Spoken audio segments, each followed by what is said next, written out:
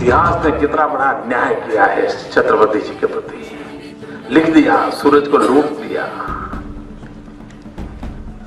छत्रपति शिवाजी महाराज ने सूरत आने का कष्ट इसलिए किया था कि उनको जानकारी मिली कि औरंगजेब अपना सारा खजाना सूरत में जमा कर रहा है।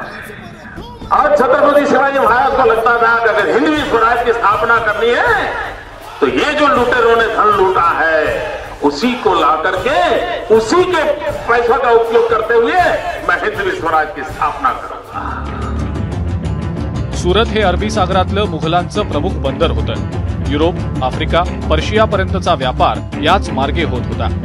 मक्का मदिनेसाठी जहाज देखील याच बंदरातून जायची।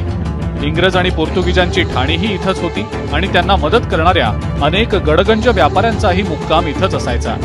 सुरतमधील अशा स्वराज्याच्या शत्रूंना जरब बसवण्यासाठी महाराजांनी सुरत लुटण्याचा निर्णय घेतला। मुळात लूट हा शब्द मान्यच नाहीये। लूट परकीयांनी केली। तैमूर लंग पासून ते अहमद शाह अब्दाली पर्यंत खऱ्या अर्थाने लूट केली आणि ते लुटारू होते।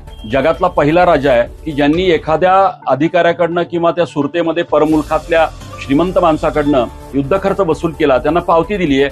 त्यामुळे सुरतेची लूट किंवा लुटारू म्हणणं हे अत्यंत चुकीचं आहे।